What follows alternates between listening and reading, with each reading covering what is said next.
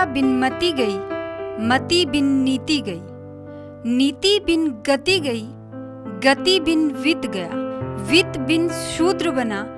ये घोर अनर्थ अविद्या ने किए।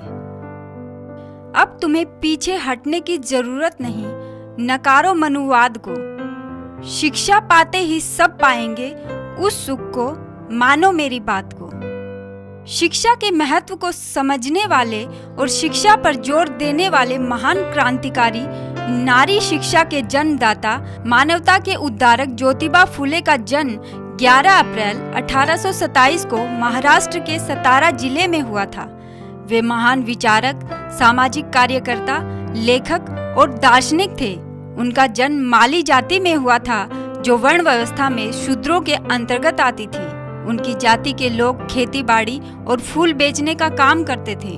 ज्योतिबा के पिता का नाम गोविंदराव और माता का नाम चिमणा बाई था। ज्योतिबा जब 9 महीने के थे तब उनकी मां का परिनिर्वाण हो गया था।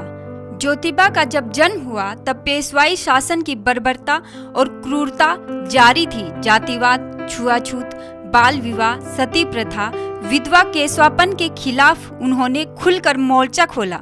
समाज में व्याप्त बुराइयों के खिलाफ वो ताउम्र लड़ते रहे। 13 वर्ष की उम्र में 1840 में उनका विवाह सावित्रीबाई फुले के साथ हुआ। 1 जनवरी 1848 में ज्योतिबा ने अपनी पत्नी सावित्रीबाई फुले के साथ मिलकर पुणे में पहला स्कूल खोला। 1 जनवरी 1848 से लेकर 15 मार्च 1852 तक लगातार उन्होंने 18 स्कूल खोले। एक बार ज्योतिबा फुले अपने किसी ब्राह्मण मित्र के विवाह में गए थे। बारात में लगभग सब लोग ब्राह्मण जाति के ही थे। एक ब्राह्मण ने ज्योतिबा फुले को पहचान लिया और उनका बहुत अपमान किया। अपमान के बाद उन्होंने अपना पूरा जीवन जाति व्यवस्था के खिलाफ लड़ने में लगा दिया।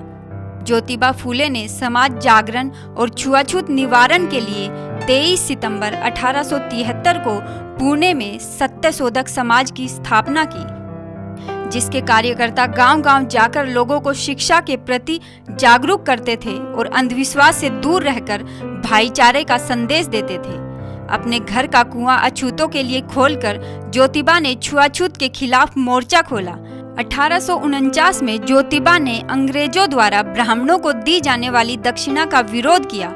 उनका कहना था कि ब्राह्मणों को दक्षिणा देने की बजाय उस पैसे को अछूतों की शिक्षा पर लगाया जाए। 1860 में विधवाओं तथा उनके बच्चों के लिए एक आश्रम भी खोला। विधवा पुनर्विवाह और केशवापन के खिलाफ ज्योतिबा ने एक आंदोलन शुरू किया। नाइयों की एक सभा बुलाकर उन्हें विधवा औरतों के केशवापन न करने की कसम दिलाई।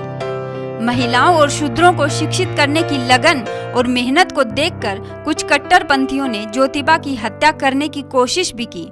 ज्योतिबा ने कई किताबें भी लिखी, जिनमें गुलामगिरी उनकी सबसे प्रसिद्ध किताब है।